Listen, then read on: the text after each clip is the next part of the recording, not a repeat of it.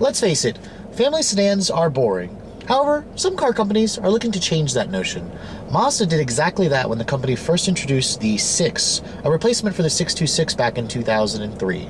Today I'm driving the refreshed 2016 model. Let's take a look and see if the company's Zoom Zoom DNA can be found in their family sedan.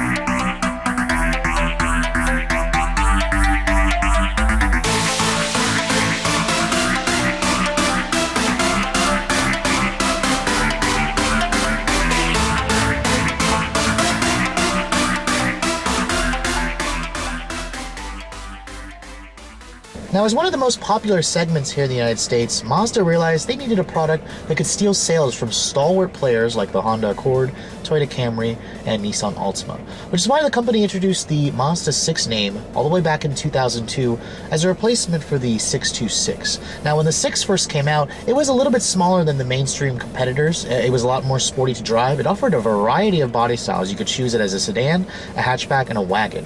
Now, when Mazda redesigned the car in 2009 for the second generation, they kind of went with the more mainstream route. They got rid of the Mazda Speed version, the turbo model with the all-wheel drive and manual, and introduced just a front-wheel drive, 4-cylinder or V6 option. Now, this third generation that I'm sitting in is the refreshed model. It was introduced back in 2014. Now, I showed you guys the car when it first came out, and I showed you guys an i-Touring model with a manual transmission. Now, it's wonderful that Mazda still offers a stick, but today I'm driving the refreshed 2016 i Grand Touring with the 6-speed Skyactiv automatic transmission, arguably the more popular transmission choice with buyers in this segment. Now, you can see this car is still quite a handsome car. It's a very good-looking car, and I wouldn't hesitate to call this the best-looking midsize sedan on the market. I really like the lines of this car. The front end has the traditional Kodo design theme that Mazda started a couple years ago, getting rid of that grinning, smiling front end on some of the older designed products. Now, if you squint at the front, you're going to notice a couple of differences. My Grand Touring model has these new LED headlights that are standard on the GT. They are optional on the Touring model as well, but the LED headlights are a little bit skinnier, a little bit sleeker this year. They're a little bit smaller. If you guys look at the models with just the halogen projectors, the headlights are actually the same design from the 2014 to 2015 models. Now, coming around side, Mazda didn't change the overall length of this car.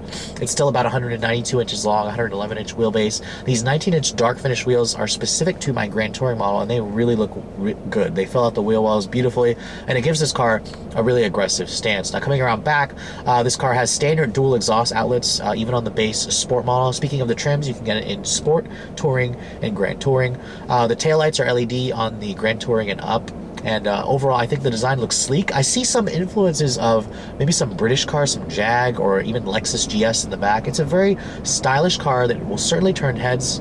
And when a lot of people first see the Mazda 6, they are instantly surprised that it's actually a Mazda. And one thing you need to remember about the Mazda 6 is it's built in Japan. There are no Ford parts that are shared with this car. The engine is all Mazda, the transmission's all Mazda. So let's take a look at the inside and see a lot of the changes that Mazda made for the 2016 model year. Now, the exterior of the 2016 Mazda 6 may not look very different from last year's model, but you can see the interior has been completely redesigned. In fact, I wouldn't hesitate to call this interior the nicest cabin in the class now. My GT model has these beautiful looking black leather seats. The Touring models will have the leatherette, and then the Sport models will have the cloth. But stepping inside the cabin, you can see it's a pretty nice step in height. This is a family sedan. Shutting the door, it has a very nice solid thunk to it. Everything in here just feels pretty high quality. Now, the Mazda 6 actually comes standard with push button start, so all you have to do is keep the key fob inside the vehicle, put your foot on the brake, and then push the button, which is a little too high for my taste to fire up the engine. You can see here the active driving display, the heads-up display will pop up. It's a cool little trick, I guess. It'll wow you when you first get in.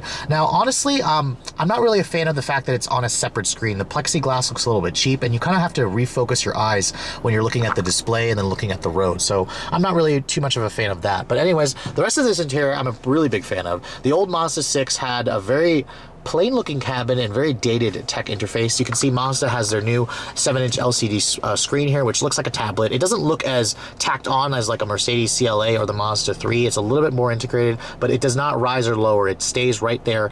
And then it's controlled via the touchscreen on the screen, or you can also use this controller knob, which is very Audi-esque. They even put the volume knob over here, which I love, so you can just basically just go from, you know, changing a station here and then turning up the volume right there. Now, look at the rest of the cabin. Mazda really updated the materials in here. It's a very nice cabin. You have leather stitching right there on the dash, soft touch dash materials, leather stitching right there on the instrument panel hood. And then, of course, I love this part here. It's a nice detail, leather stitching and soft right here where your knees are going to touch and then where your elbows are going to rest when you're driving this car. So very, very nice detail, and it gives this interior a really high quality feel. Simple controls as well. You have nice knobs here for your audio, for the climate control. You have your dual zone. You have really logical buttons, a really clean layout. Your audio controls are all down here now, so don't be looking for audio stuff here. Your heated seat controls are here. This car does not offer cooled seats like that Hyundai Sonata that I showed you, so there are a couple of features that this car is missing. There's also no big pano sunroof. The Grand Touring will come standard with the small sunroof, and the touring models you can option that in.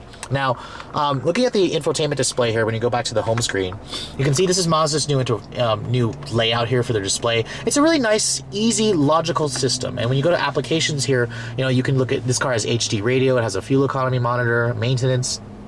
Going back here, let's go over to the nav system. Now, Mazda has used a TomTom navigation in the past. This is sort of similar, but I'm really liking the graphics in this. It's you know, it is a little on the plain side, but it gets the job done. I like the street names are very big, so you can see, you know, where everything is. You know, zooming out here, it shows you like nice icons. But overall, I like the presentation of the screen. It's not really going to wow you with really impressive map graphics. This is not an Audi or BMW nav system, even though this interior looks like a BMW, like a straight copy of a BMW. But nevertheless, this, you have to remember, this is a family sedan, but it does a really good job of making you think like you bought a luxury car. It feels like a luxury car on the inside. Now, the Bose audio system in this car is a 12-speaker Bose audio. It sounds pretty good, actually, for what it is, and it's a lot better than the some of the systems, like, for example, the Honda Accord won't give you a very nice-sounding Bose audio system. Now, looking at the glove box here, it is damped. It's a decent size. It is lined with felt. The seats are one of the most comfortable seats in the class. I love the way the bolsters hold you, and they're very supportive. And then overall, I think the interior refinement of this car is very good, and it's definitely, Mazda's definitely addressed some of the issues of the old model. Now, a 6-speed automatic is standard on the GT model. If you guys want a 6-speed manual, you have to step down to the Touring or the Sport model. But you can see it's one of the best automatics in the business. It has a simple gate. It has the slap shift here. You have paddle shifters right there if you want to use them. But when you put the car in reverse, you do have a nice backup camera. It does not give you a trajectory, but it does have rear cross traffic alert, but no parking sensors. So there are a couple of things that, you know, Mazda could add to make it more of a complete backup camera system. The Sport mode is also new for 2016. When you flick that little controller knob up, which kind of reminds me of a Mercedes with their agility select settings, it puts basically a Sport indicator right there in the gauge, in the gear indicator, and it makes the transmission shift a little bit more aggressively. When we get into the test drive, I'll show you guys what I mean by that. But overall, I like the cabin of this new 6. It certainly is very high quality. It looks expensive, and I think it's actually the best in the class. The rear seat of the 2016 Mazda 6 is also a pretty inviting place. The 6 in the past has had a cramped back seat, but Mazda has addressed that with the 2nd generation. The 3rd generation is also pretty good. Stepping inside here, you can see the legroom is plentiful. There's really good foot space underneath the front seat as well. I like the fact that there are vents back here. There's dual map pockets.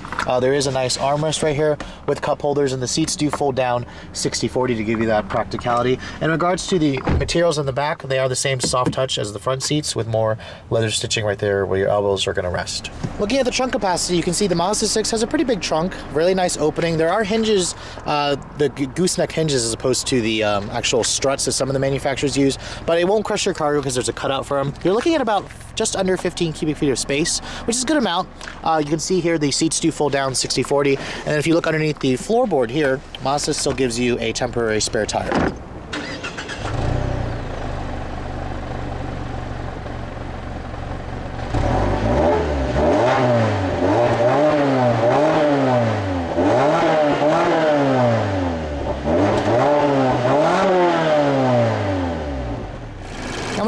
The hood of the 2016 Mazda 6, this is probably where you're going to find the most disappointment. All that sporty looks and a really nice interior doesn't really translate into sporting performance. Now, what you're going to find is a pretty good engine. This is the company's Skyactiv G 2.5-liter direct injection 4-cylinder. This is the only engine choice in the car. In this car, there's no available turbo. There's no V6. There was a diesel engine planned, but Mazda actually had to stop that because there were emission issues with the engine, and they were saying that it was burning a little too much oil. So Mazda canceled it for now.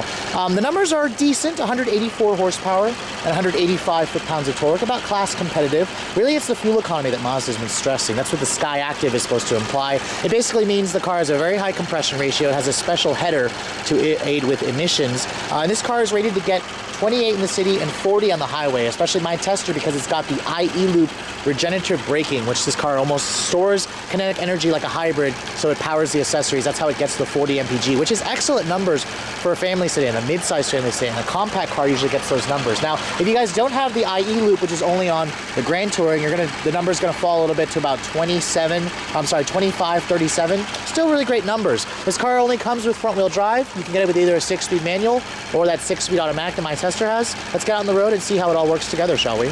So last year I showed you guys the 2014 Mazda 6 with the 6-speed manual, which is probably how I would actually buy this car. However, I'm eager to show you guys the automatic as well as show you the refresh model. So let's take a look and see if this 2016 model feels and drives any differently.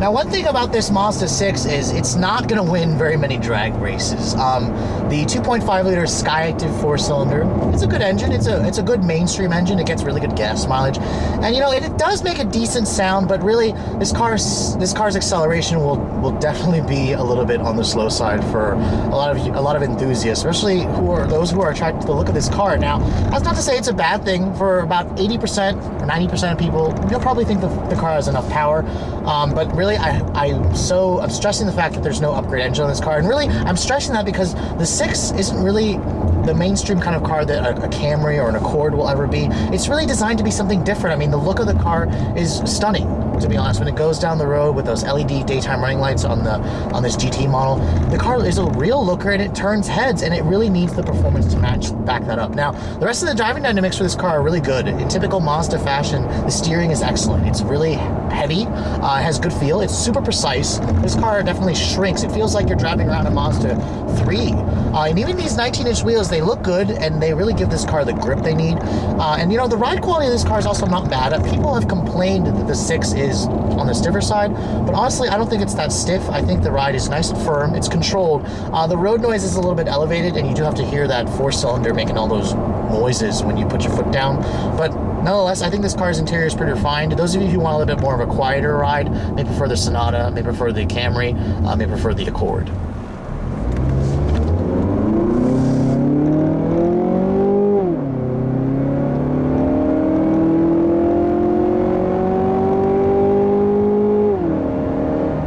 Now, with your foot to the floor and no additional fat weighing the car down, this car will probably get to 60 in the mid 7-second range. I've seen it range between 7 to about 7.5 seconds. It feels about right, which is peppy performance, honestly, for a 4-cylinder. So really, the power's not bad. The transmission also really helps. Compared with the 6-speed manual, which I complained in my old review that had a little bit, the gear spacing wasn't right. Every time I would shift from first to second, it felt like I was going into fourth, and the power would just taper off. This 6-speed automatic is an excellent transmission. It's really responsive, really smooth. It has just the right amount of gears, and when you have it in the sport mode here, it's really quick to just dump a gear and just give you the power that you need. That's floored right there. You can see it's quick to get out of its overdrive gears, and the car's transmission shifts all the way right at 6,500 RPM, a little bit past the red line, and it's just a really crisp transmission. Now, other thing about the car, getting up on the highway, the seats are comfortable, and you do hear a little bit more road noise, so if you guys are looking for the quietest car, again, this is not the quietest car, but in terms of the technology, this car has a lot of the driver assistance tech that you expect. It does have Mazda's a new lane departure system, which is the first time I'm testing it in a Mazda. When you veer over your lane, instead of an annoying beep, the car kind of just gives you a little road rumbling. When you start to drift over the lane. It gives you a little audible road rumble, like you're going over rumble strips. I think it's a really nice indication. It's not super obvious and super annoying like the beeping that some of the other manufacturers do. But this car also has Mazda's advanced radar cruise control, their smart cruise control system. It will follow the car to about 16 miles an hour. So this will not follow the car all the way to a stop like some of its competitors. So I'm a little disappointed this car won't actually go and stop and go traffic. At 16 miles an hour, it shuts off and it tells you that the cruise control has been canceled. You can see going around these corners here, the Mazda 6's steering is perfect. The transmission is beautifully geared. It's responsive, it's crisp. And this car puts a huge smile on my face, to be honest. This is still a fun-to-drive family sedan. It starts to emulate a sports sedan with just the fact that it's front-wheel drive, but it doesn't really have the pull of that, of course. But the one thing about this car is you can drive it fast, you can go fast around corners, and you're not really breaking the law. You're not really speeding. It's not going to overwhelm you. It's not going to scare you. This car is really predictable. And you can hear here, there's the actual lane departure warning. It gives you that little audible road rumbling that sounds like you're going over rumble strips, but nonetheless, I think this is a fantastic driving car. I think it's stylish. I think that it's a very good-looking car that will definitely age very well, and I think Mazda really deserves to be selling more of these. You don't really see too many of the 6s on the road, and I can see why, because, you know, people don't really, people always just tend to go with what they know with the Camry, the Accord, and I think the 6 should definitely follow in that niche category. See, Mazda has been trying to make this car more mainstream. They're trying to give us a little bit, you know, better fuel economy. They're trying to make it more of a value leader. They're trying to give it more space. And I think the Mazda 6 needs to stay in that performance category. I really would like to see Mazda offer this car as a speed 6, again, with turbocharged engine and all-wheel drive and a manual. I really think it would sell very well. I'd like to see Mazda offer that diesel engine. I'd like to see them offer a turbo 4-cylinder or a V6 upgrade. I really think the company needs to go with that route and make this car more of a niche player as opposed to going after the mainstream. I understand they're looking for sales, but, you know, Mazda has never, well, I don't see Mazda as being a Honda Accord in terms of getting the numbers, or a Nissan Altima. I really would like to see them go with more of a category to, you know, indicate that they are a special brand that focuses on performance. This is the Zoom Zoom brand. Anyways, now after my week's worth of testing, Mazda has been lately focusing on fuel economy with their Sky Active badge, this very fuel efficient engine, and fuel economy for this car actually has been very good.